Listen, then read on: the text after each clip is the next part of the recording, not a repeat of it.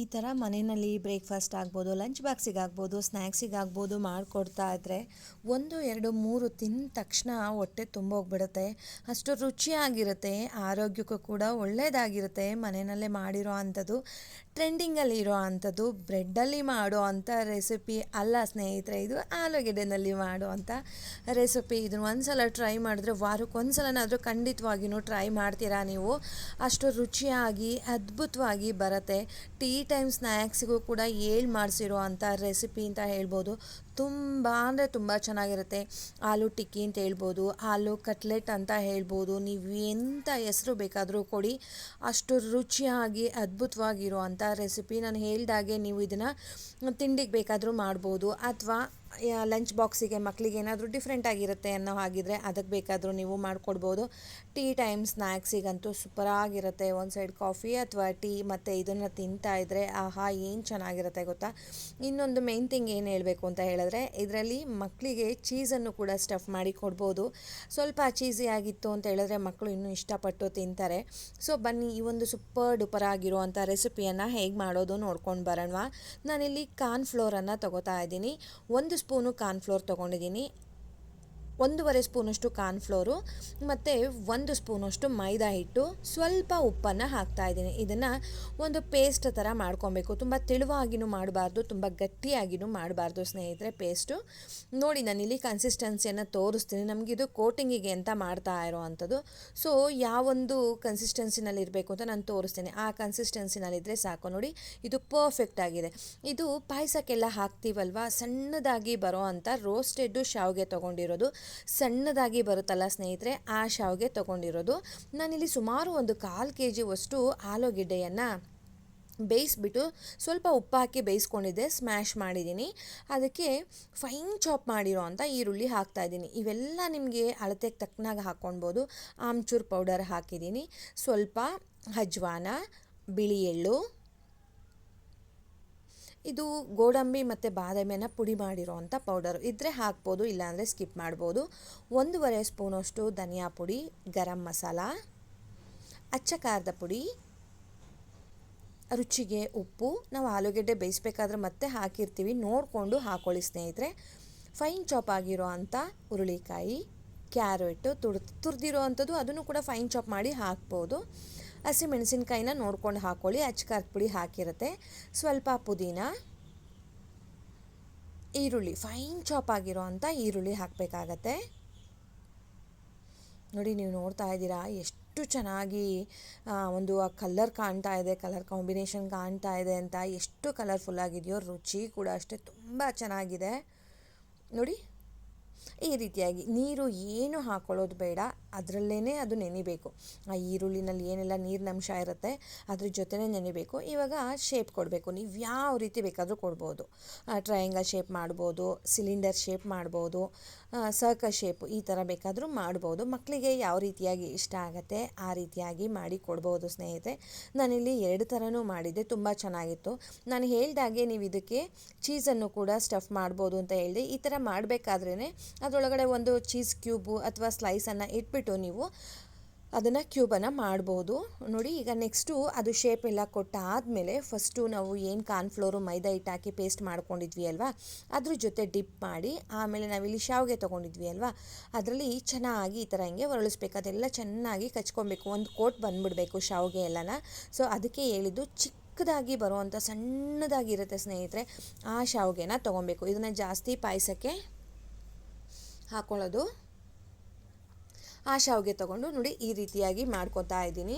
ಈಗ ಶೇಪ್ ನಾನು ಹೇಳಿದೆ ಅಲ್ವಾ, ನಾನಿಲ್ಲಿ ಸಿಲಿಂಡರ್ ಶೇಪು ಮತ್ತು ರೌಂಡ್ ಶೇಪ್ ಎರಡರಲ್ಲೂ ಕೂಡ ಮಾಡ್ಕೊಂಡಿದ್ದೆ. ಸೊ ಚೆನ್ನಾಗಿ ಬಂದಿತ್ತು. ಸೊ ಇದೇ ರೀತಿ ಮಾಡಿಕೊಂಡು ಪ್ರತಿಯೊಂದನ್ನು ಎತ್ತಿಟ್ಕೋತಾ ಇದ್ದೀನಿ. ಇಲ್ಲಿ ನಾವು ಡೀಪ್ ಫ್ರೈ ಮಾಡ್ತಾ ಇಲ್ಲ ಸ್ನೇಹಿತರೆ, ಅದಕ್ಕೆ ನಾನು ಹೇಳಿದ್ದು ಆರೋಗ್ಯಕ್ಕೆ ಒಳ್ಳೆಯದು ಅಂತ ಹೇಳಿಬಿಟ್ಟು ನಾವು ಡೀಪ್ ಫ್ರೈ ಮಾಡ್ತಾ ಇಲ್ಲ. ಸ್ವಲ್ಪ ಪ್ಯಾನ್ ಆಗ್ಬೋದು, ತವಾ ಮೇಲೆ ಬೇಕಾದರೂ ನೀವು ಇದನ್ನು ಫ್ರೈ ಮಾಡ್ಕೊಳ್ಬೋದು. ಸ್ವಲ್ಪ ಎಣ್ಣೆ ಹಾಕ್ಕೊಂಡು ಚೆನ್ನಾಗಿ ಎಲ್ಲ ಕಡೆನೂ ಕಲರ್ ಚೇಂಜ್ ಆಗೋ ತನಕನೂ ಕೂಡ ನಾವು ಇದನ್ನು ಫ್ರೈ ಮಾಡಬೇಕಾಗತ್ತೆ.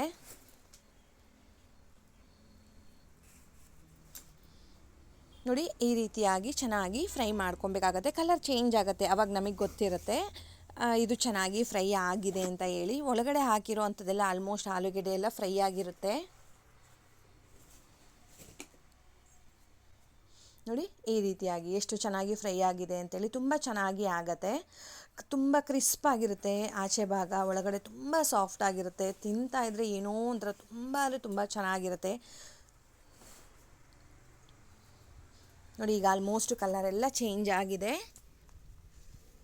ಇದನ್ನು ಡೀಪ್ ಫ್ರೈ ಮಾಡಿದ್ರೆ ಅಷ್ಟು ಇಷ್ಟ ಆಗಲ್ಲ. ನಮ್ಮ ಮನೇಲಿ ನಾನು ಯಾವಾಗಲೇ ಮಾಡಿದ್ರು ಕೂಡ ನಾನು ಈ ಥರ ಹಿಂಗೆ ಶಾಲೋ ಫ್ರೈಯನ್ನು ಮಾಡ್ತೀನಿ. ಕೆಲವೊಂದು ಸಲ ತವ ಮೇಲೆ ಕೂಡ ರೋಸ್ಟ್ ಮಾಡ್ಕೋತೀನಿ, ಸ್ವಲ್ಪ ಎಣ್ಣೆ ಹಾಕ್ಕೊಂಡು ತವ ರೋಸ್ಟ್ ಕೂಡ ಮಾಡ್ಕೋತೀನಿ.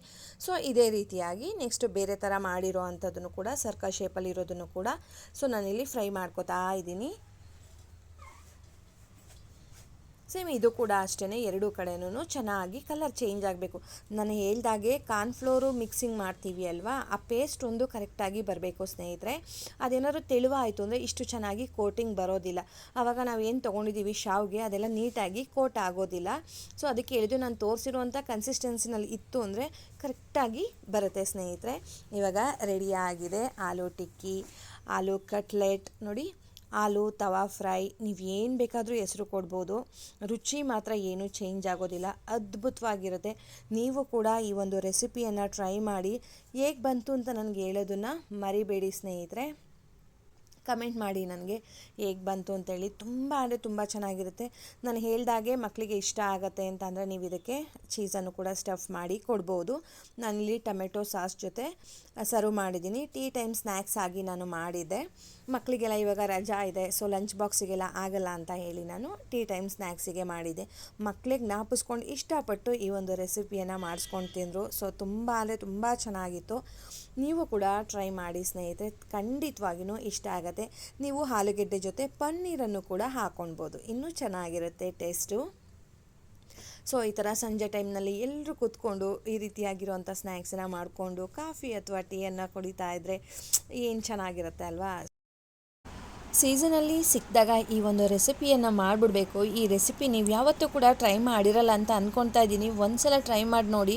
ಸೀಸನ್ ವೈಸಲ್ಲಿ ಈ ಒಂದು ಸಾಮಗ್ರಿ ಸಿಕ್ಕಿದ್ರೆ ಸಾಕು, ಈ ರೆಸಿಪಿಯನ್ನು ಮಿಸ್ ಮಾಡದೆ ಟ್ರೈ ಮಾಡ್ತೀರಾ, ಮತ್ತು ವೆಯ್ಟ್ ಮಾಡ್ತಾ ಇರ್ತೀರಾ ಯಾವಾಗ ಬರುತ್ತೆ ಈ ಸೀಸನ್ ಅಂತ. ತುಂಬ ಒಂದೊಳ್ಳೆ ರೆಸಿಪಿ ಅಂತ ಹೇಳ್ಬೋದು. ಯಾವ ರೆಸಿಪಿ ಅಂತ ಹೇಳಿದ್ರೆ ಹಲಸಿನ ಬೀಜದಲ್ಲಿ ಮಾಡಿರೋ ಅಂಥ ವಡೆ ರೆಸಿಪಿ ಸ್ನೇಹಿತರೆ. ಹಲಸಿನ ಬೀಜದಲ್ಲಿ ಇಷ್ಟು ಚೆನ್ನಾಗಿರೋ ಅಂಥ ವಡೆ ಮಾಡ್ಬೋದಾ ಅಂತ ನೀವು ಅಂದ್ಕೊಳ್ಬೋದು. ತುಂಬ ಅಂದರೆ ತುಂಬ ಚೆನ್ನಾಗಿರುತ್ತೆ. ಇದಕ್ಕೆ ಸೋಡಾ ಬೇಡ, ಏನು ಬೇಡ ಸ್ನೇಹಿತರೆ. ಬಾಯಿಲಿಟ್ರೆ ಕರ್ಗೋ ಥರ ಬುರುಕ್ ಥರ ಇರುತ್ತೆ. ತುಂಬ ಅಂದರೆ ತುಂಬ ರುಚಿಯಾಗಿ ಇರುತ್ತೆ. ಮತ್ತು ಮಾಡೋದು ಕೂಡ ಅಷ್ಟೇ ತುಂಬಾ ಸುಲಭ. ಇರೋದನ್ನು ವೇಸ್ಟ್ ಮಾಡಿದಾಗೆ ಮಾಡೋ ಅಂಥ ರೆಸಿಪಿ. ನಾನಿಲ್ಲಿ ನೋಡಿ ನೀವು ನೋಡ್ತಾ ಇದ್ದೀರಾ, ಹಲಸಿನ ಬೀಜ ತೊಗೊಂಡಿದ್ದೀನಿ. ಇದ್ರ ಮೇಲ್ಗಡೆ ಈ ಥರ ಹಿಂಗೆ ವೈಟ್ ಇರುತ್ತಲ್ವ, ಅದನ್ನು ತೆಗೆದುಬಿಡಬೇಕು. ಅದನ್ನು ಹಾಕೋದಕ್ಕಾಗೋದಿಲ್ಲ, ಬೇಯಿಸಿದ ಮೇಲೆ ತೆಗೆಯೋದಕ್ಕೂ ಸ್ವಲ್ಪ ಕಷ್ಟ ಆಗುತ್ತೆ. ಅದಕ್ಕೆ ಮುಂಚೆನೇ ಇದನ್ನೆಲ್ಲ ನೀಟಾಗಿ ಅದನ್ನು ಪೀಲ್ ಮಾಡಿ ಇಟ್ಕೊಂಬಿಡೋಣ. ಈಸಿಯಾಗಿ ಬಂದುಬಿಡುತ್ತೆ. ಒಂದು ದಿನ ಬಿಟ್ಟರೆ ಸಾಕು. ಇವತ್ತು ಹಲಸಿನ ಹಣ್ಣು ಸುಲಿದಿದ್ದೀರಾ ಅಂತ ಹೇಳಿದ್ರೆ ನಾಳೆ ಅದನ್ನು ಈ ಥರ ಹಿಂಗೆ ರಿಮೂವ್ ಮಾಡಿದ್ರೆ ಈಸಿಯಾಗಿ ಬಂದುಬಿಡುತ್ತೆ. ಸ್ವಲ್ಪ ಡ್ರೈ ಆದಂಗೆ ಅನ್ನಿಸ್ತಾ ಇರುತ್ತೆ. ಆ ಟೈಮ್ನಲ್ಲಿ ಇದನ್ನು ರಿಮೂವ್ ಮಾಡಿದ್ರೆ ಈಸಿಯಾಗಿ ಬಂದುಬಿಡುತ್ತೆ. ನೋಡಿ ಈ ರೀತಿಯಾಗಿ ನಾನು ಪ್ರತಿಯೊಂದನ್ನು ತೆಗೆದಿಟ್ಕೊಂಡಿದ್ದೀನಿ ಸ್ನೇಹಿತರೆ. ನೋಡಿ ಇವಾಗ ಇಲ್ಲಿ ಒಂದು ಕುಕ್ಕರ್ ತೊಗೊಂಡಿದ್ದೀನಿ. ಕುಕ್ಕರ್ಗೆ ನೋಡಿ ನಿಮ್ಮ ಮನೆಯಲ್ಲಿ ಎಷ್ಟು ಜನ ಇದ್ದಾರೆ ಅಷ್ಟರ ಮೇಲೆ ನೀವು ಇಲ್ಲಿ ಹಾಕ್ಕೊಳ್ಬೋದು. ನಾನೀಗ ತೊಗೊಂಡಿದ್ದೆ ಅಲ್ವಾ, ಅದರಲ್ಲಿ ಒಂದು ಅರ್ಧ ಭಾಗ ಹಾಕೋತಾ ಇದ್ದೀನಿ. ಅರ್ಧ ಭಾಗ ಅಂದರೆ ಒಂದು ಬೌಲಷ್ಟು ಬರುತ್ತೆ ಸ್ನೇಹಿತರೆ. ಒಂದು ಬೌಲಷ್ಟು ತೊಗೊಂಡಿದ್ದೀನಿ. ಒಂದು 4 ಜನಕ್ಕೆ ಸ್ನ್ಯಾಕ್ಸ್ ರೆಸಿಪಿಗೆ ಸಾಕಾಗುತ್ತೆ. ಇದಕ್ಕೆ ಸ್ವಲ್ಪ ಉಪ್ಪನ್ನು ಹಾಕಿ ಅದು ಮುಳುಗುವಷ್ಟು ನೀರನ್ನು ಹಾಕಿ ಬೇಯಿಸ್ಕೊಳ್ಬೇಕಾಗತ್ತೆ. ನೀರು ಕೂಡ ತುಂಬ ಹಾಕಬೇಕು ಅಂತ ಏನಿಲ್ಲ, ಇದೇನು ಜಾಸ್ತಿ ನೀರನ್ನೇನು ಅಬ್ಸರ್ವ್ ಮಾಡೋದಿಲ್ಲ. ಬೆಂದ ಮೇಲೆ ತುಂಬ ಚೆನ್ನಾಗಿರುತ್ತೆ. ನೋಡಿ ಒಂದು ಜಸ್ಟ್ ಒಂದು 4-5 ವಿಷಲ್ ಹಾಕಿಸ್ಕೊಂಬೋಣ. ಅದು ಮಿಕ್ಸಿನಲ್ಲಿ ಬ್ಲೆಂಡ್ ಆಗಬೇಕಲ್ವಾ, ಅದಕ್ಕೆ ನೀವು ಹಾಗೆ ಬೇಕಾದರೂ ತಿನ್ಬೋದು ಸ್ನೇಹಿತರೆ. ಇದನ್ನು ಬೇಯಿಸ್ಕೊಂಡು ಹಾಗೆ ಬೇಕಾದರೂ ತಿನ್ಬೋದು. ನೋಡಿ ನಾವು ಎಲ್ಲಿ ತನಕ ಬೇಯಿಸ್ಕೋಬೇಕು ಅಂದರೆ ಹಿಂಗೆ ಪ್ರೆಸ್ ಮಾಡಿದ್ರೆ ಅದು ಸ್ಮ್ಯಾಶ್ ಆಗಬೇಕು, ಆಲೂಗೆಡ್ಡೆ ಥರ ಅಷ್ಟು ಬೇಯಿಸ್ಕೊಳ್ಬೇಕು. ಒಂದು 5 ವಿಷಲ್ ಹಾಕಿಸ್ಕೊಂಡ್ರೆ ಚೆನ್ನಾಗಿ ಬೆಂದಿರುತ್ತೆ. ಇವಾಗ ಇದನ್ನು ಒಂದು ಮಿಕ್ಸಿ ಜಾರ್ಗೆ ಹಾಕೋತಾ ಇದ್ದೀನಿ. ಒಂದು ರೌಂಡು ಮಿಕ್ಸಿ ಮಾಡ್ಕೊಂಡು ಬರಬೇಕು. ಇದು ಫೈನ್ ಪೇಸ್ಟ್ ಆಗಿಲ್ಲ, ನೋ ಪ್ರಾಬ್ಲಮ್ ಸ್ನೇಹಿತರೆ. ಅದು ಫೈನ್ ಪೇಸ್ಟ್ ಆಗಬೇಕಂತ ಏನಿಲ್ಲ, ಜಸ್ಟು ಅದು ಪುಡಿ ಪುಡಿ ಥರ ತರಿ ಆಗಿ ಆದ್ರೂ ಸಾಕಾಗತ್ತೆ. ಇಲ್ಲ ಚೆನ್ನಾಗಿ ಬೆಂದಿದೆ ಫೈನ್ ಪೇಸ್ಟ್ ಆಗುತ್ತೆ ಅಂದರೆ ಫೈನ್ ಪೇಸ್ಟೇ ಮಾಡಿ. ನೋಡಿ ಈ ರೀತಿಯಾಗಿ ಮಾಡ್ಕೊಂಡಿದ್ದೀನಿ. ನಂಗೆ ಸ್ವಲ್ಪ ಬಾಯಿನಲ್ಲಿ ತಿಂತಾ ಇದ್ದರೆ ಅದು ಸಿಗ್ತಾ ಇರಬೇಕು, ಆವಾಗ ತುಂಬ ಚೆನ್ನಾಗಿರುತ್ತೆ ಅಂತ ನಾನು ಇಷ್ಟನ್ನು ಮಾಡ್ಕೊಂಡಿದ್ದೀನಿ. ನೋಡಿ ಎಷ್ಟು ಚೆನ್ನಾಗಾಗಿದೆ ಅಂತ, ತುಂಬ ಚೆನ್ನಾಗಾಗಿದೆ. ಇದಕ್ಕೆ ಈಗ ಒಂದೊಂದನೇ ಇಂಗ್ರೀಡಿಯೆಂಟ್ಸನ್ನು ಆ್ಯಡ್ ಮಾಡ್ತಾ ಹೋಗೋಣ. ಕೊತ್ತಂಬರಿ ಸೊಪ್ಪು ಹಾಕೋತಾ ಇದ್ದೀನಿ, ಕರಿಬೇವಿನ ಸೊಪ್ಪು ಪ್ರತಿಯೊಂದನ್ನು ಫೈನ್ ಚಾಪ್ ಮಾಡಿನೇ ಹಾಕೋಬೇಕು. ಹಸಿಮೆಣಸಿನ್ಕಾಯಿ ತಿನ್ನಲ್ಲ ಅಂತ ಅನ್ನೋರು ಪೆಪ್ಪರ್ ಪೌಡರನ್ನು ಹಾಕ್ಕೊಳ್ಬೋದು. ಫೈನ್ ಚಾಪ್ ಮಾಡಿರೋ ಅಂಥ ಈರುಳ್ಳಿ, 1 ರಿಂದ 2 ಸ್ಪೂನಷ್ಟು ಅಕ್ಕಿ ಹಿಟ್ಟು, ಸ್ವಲ್ಪ ಜೀರಿಗೆ, ಸ್ವಲ್ಪ ಇಂಗು,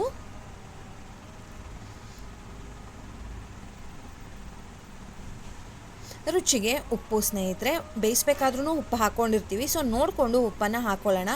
ನೀರು ಏನು ಹಾಕ್ಕೊಳ್ಳೋದು ಬೇಡ, ಇದರಲ್ಲಿರುವಂಥ ನೀರಿನಂಶನೇ ಸಾಕಾಗತ್ತೆ. ನೋಡಿ, ಈ ಥರ ಹಿಂಗೆ ಚೆನ್ನಾಗಿ ಮಿಕ್ಸ್ ಮಾಡ್ತಾ ಬರಬೇಕು. ಚೆನ್ನಾಗಿ ಹೊಂದ್ಕೊಬೇಕು ಆ ಈರುಳ್ಳಿ, ಹಿಟ್ಟು ಮತ್ತು ಹಲಸಿನ ಬೀಜ ಪ್ರತಿಯೊಂದೂ ಕೂಡ ಚೆನ್ನಾಗಿ ಮಿಕ್ಸ್ ಮಾಡ್ಕೋತಾ ನೋಡಿ, ಈ ಥರ ಹಿಂಗೆ ಡ್ರೈ ಮಿಕ್ಸ್ ಮಾಡಿಕೊಂಡು ಇವಾಗ ನಮಗೆ ವಡೆ ಶೇಪಿಗೆ ಬರೋ ಥರ ಸ್ವಲ್ಪನೇ ನೀರನ್ನು ಚುಮ್ಕಿಸ್ಕೊಳ್ಳೋದು ಅಂತೀವಲ್ವ, ಆ ರೀತಿಯಾಗಿ ಸ್ಪೂನ್ ಲೆಕ್ಕದಲ್ಲಿ ಹಾಕ್ಕೊಂಡು ಕಲಿಸ್ಕೊಳ್ಳೋಣ. ನಮಗೆ ವಡೆ ಶೇಪ್ ಬರಬೇಕು ಅಷ್ಟೇ. ಜಸ್ಟ್ ಅದು ಉಂಡೆ ಶೇಪಿಗೆ ಬಂತು ಅಂತ ಹೇಳಿದ್ರೆ ಅಲ್ಲಿಗೆ ಕರೆಕ್ಟಾಗಿದೆ ಕನ್ಸಿಸ್ಟೆನ್ಸಿ ಅಂತ. ನೋಡಿ, ಈ ಅಳತೆನಲ್ಲಿ ಇದ್ದರೆ ಸಾಕು. ಈ ಒಂದು ಪರ್ಫೆಕ್ಟ್ ಆಗಿದೆ, ಈ ರೀತಿಯಾಗಿ ಪರ್ಫೆಕ್ಟ್ ಆಗಿದೆ. ಇವಾಗ ಸೈಜ್ ನೋಡ್ಕೊಳ್ಳಿ, ಚಿಕ್ಕದಾಗಿ ಮಾಡ್ತೀರಾ, ದೊಡ್ಡದಾಗಿರೋ ಅಂಥ ವಡೆ ಮಾಡ್ತೀರಾ. ಆದಷ್ಟು ಚಿಕ್ಕದಾಗಿರೋ ಅಂಥ ಒಂದು ನಿಂಬೆಹಣ್ಣು ಗಾತ್ರದ್ದು ತೊಗೊಂಡಿದ್ದೀನಿ. ಜಸ್ಟ್ ಅದನ್ನು ರೌಂಡ್ ಶೇಪ್ ಮಾಡಿ ಹಿಂಗೆ ಮಧ್ಯ ಪ್ರೆಸ್ ಮಾಡಿದ್ರೆ ಸಾಕು. ನೋಡಿ, ವಡೆ ಶೇಪಲ್ಲಿ ಬಂದ್ಬಿಡುತ್ತೆ. ಟೀ ಟೈಮ್ ಸ್ನ್ಯಾಕ್ಸ್ ಅಂದರೂ ಕೂಡ ತಪ್ಪಾಗೋದಿಲ್ಲ. ಒಂದು ಸೈಡು ಕಾಫಿ ಅಥವಾ ಟೀಗೆ ಇಟ್ಬಿಟ್ಟು ಒಂದು ಸೈಡು ಈ ಒಂದು ಸ್ನ್ಯಾಕ್ಸನ್ನು ರೆಡಿ ಮಾಡಿಬಿಡ್ಬೋದು. ಅಷ್ಟು ಚೆನ್ನಾಗಿ ರೆಡಿ ಆಗುತ್ತೆ. ಇವಾಗ ಮೀಡಿಯಮ್ ಫ್ಲೇಮ್ನಲ್ಲಿ ಎಣ್ಣೆ ಬಿಸಿ ಆಗಿದೆ. ಇವಾಗ ಇದನ್ನು ಒಂದೊಂದನ್ನೇ ಇದಕ್ಕೆ ಎಣ್ಣೆಗೆ ಹಾಕ್ಕೊಂಡು ಮಾಮೂಲು ವಡೆನೆಲ್ಲ ಯಾವ ರೀತಿಯಾಗಿ ಫ್ರೈ ಮಾಡ್ಕೋತೀವಿ ಅದೇ ರೀತಿಯಾಗಿ ಕಲರ್ ಚೇಂಜ್ ಆಗೋ ತನಕ ಮತ್ತು ಬಬಲ್ಸ್ ಕಡಿಮೆ ಆಗೋ ತನಕ ಫ್ರೈ ಮಾಡ್ಕೊಳ್ಳೋಣ. ತುಂಬ ಈಸಿ ರೆಸಿಪಿ. ಯಾವತ್ತೂ ನೀವು ಟ್ರೈ ಮಾಡಿಲ್ಲ ಅಂತಂದರೆ ಮಿಸ್ ಮಾಡದೆ ಟ್ರೈ ಮಾಡಿ. ನಾನು ಹೇಳಿರೋ ಹಾಗೆ ಇದಕ್ಕೆ ಒಂದು ಸ್ವಲ್ಪ ಕೂಡ ನಾನು ಸೋಡಾ ಹಾಕಿಲ್ಲ. ಬಟ್ ಇದು ನಾನು ಹೇಳ್ದಲ್ವ ಸ್ನೇಹಿತರೆ, ಸೋಡಾ ಹಾಕಿದ್ರೂ ಆ ಥರ ಬರೋಲ್ಲ, ಅಷ್ಟು ಚೆನ್ನಾಗಿ ಬಂದಿತ್ತು. ಮತ್ತು ಎಣ್ಣೆನೂ ಅಷ್ಟೇ, ಇದು ಅಬ್ಸರ್ವ್ ಮಾಡ್ಕೊಳ್ಳೋದಿಲ್ಲ ಸ್ನೇಹಿತರೆ, ಜಾಸ್ತಿ ಅಲ್ಲ, ಎಣ್ಣೆನೇ ಅಬ್ಸರ್ವ್ ಮಾಡ್ಕೊಳ್ಳೋದಿಲ್ಲ. ಅದೇನೋ ಡೀಪ್ ಫ್ರೈ ಆಗಿರುತ್ತೆ ಅಷ್ಟೇ, ಜಾಸ್ತಿ ಎಣ್ಣೆ ಏನು ಇದಕ್ಕೆ ಬೇಕಾಗೋದಿಲ್ಲ. ಸೊ ಎರಡೂ ಕಡೆಯೂ ಚೆನ್ನಾಗಿ ಕಲರ್ ಚೇಂಜ್ ಆಗೋ ತನಕ ಇದನ್ನು ಫ್ರೈ ಮಾಡ್ಕೊಬೇಕಾಗತ್ತೆ.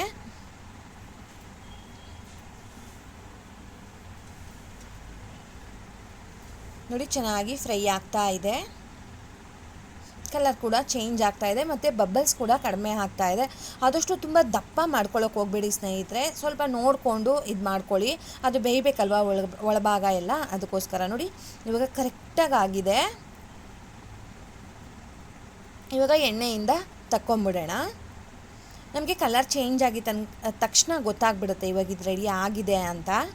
ನೋಡಿ, ಎಷ್ಟು ಚೆನ್ನಾಗಿ ಬಂದಿದೆ, ಕಲರ್ಫುಲ್ಲಾಗಿದೆ. ಟೇಸ್ಟು ಕೂಡ ಅಷ್ಟೇ ತುಂಬ ಚೆನ್ನಾಗಿರುತ್ತೆ. ಸೊ ಮಿಸ್ ಮಾಡದೆ ಆಯಾ ಸೀಸನಲ್ಲಿ ಸಿಗೋ ಅಂಥ ಈ ಒಂದು ಹಲಸಿನ ಬೀಜನ ಉಪಯೋಗಿಸ್ಕೊಂಡು ಈ ರೀತಿಯಾಗಿರೋವಂಥ ರೆಸಿಪಿಯನ್ನು ಟ್ರೈ ಮಾಡಿ ಸ್ನೇಹಿತರೆ. ತುಂಬ ಚೆನ್ನಾಗಿರುತ್ತೆ. ಇದಕ್ಕೆ ಸಾಸ್ ಜೊತೆ ಕೊಟ್ಟರೆ ಮಕ್ಕಳಿಗೆ ತುಂಬ ಇಷ್ಟ ಆಗುತ್ತೆ. ಸೊ ಮಕ್ಕಳೆಲ್ಲ ಮನೇಲಿ ದೊಡ್ಡೋರು ಇರೋದ್ರಿಂದ ನಾನು ಸಾಸ್ ಜೊತೆ ಏನು ಸರ್ವ್ ಮಾಡಲಿಲ್ಲ, ಟೀ ಜೊತೆ ಸರ್ವ್ ಮಾಡಿದೆ. ತುಂಬ ಚೆನ್ನಾಗಿತ್ತು. ನೀವು ಕೂಡ ಅಷ್ಟೇ ಇದನ್ನು ಟ್ರೈ ಮಾಡಿ. ಯಾರೆಲ್ಲ ಟ್ರೈ ಮಾಡ್ತೀರಾ ನನಗೆ ಕಮೆಂಟ್ ಮಾಡೋದನ್ನು ಮರಿಬೇಡಿ ಸ್ನೇಹಿತರೆ, ನನಗೂ ಕೂಡ ಖುಷಿ ಆಗುತ್ತೆ. ಯಾರೋ ಒಬ್ಬರು ನೋಡಿದ್ರು, ಖುಷಿಪಟ್ಟರು, ಮತ್ತು ನಾನು ಮಾಡಿರೋವಂಥ ರೆಸಿಪಿಯನ್ನು ಟ್ರೈ ಮಾಡಿದ್ದಾರೆ ಅಂತೇಳಿ ನನಗೂ ಕೂಡ ತುಂಬಾ ಖುಷಿ ಆಗುತ್ತೆ. ನೋಡಿ, ತುಂಬ ಚೆನ್ನಾಗಿದೆ. ಈಸಿಯಾಗಿ ಮಾಡ್ಕೊಂಡ್ಬಿಡ್ಬೋದು. ಇವನ್ ಟೀ ಟೈಮ್ ಸ್ನ್ಯಾಕ್ಸ್ ಅಂತ ಹೇಳಿದೆ, ಸೈಡ್ ಡಿಶ್ ಆಗಿನೂ ಕೂಡ ಇದನ್ನು ಟ್ರೈ ಮಾಡ್ಬೋದು. ತುಂಬ ಚೆನ್ನಾಗಿ ಬರುತ್ತೆ ಸ್ನೇಹಿತರೆ.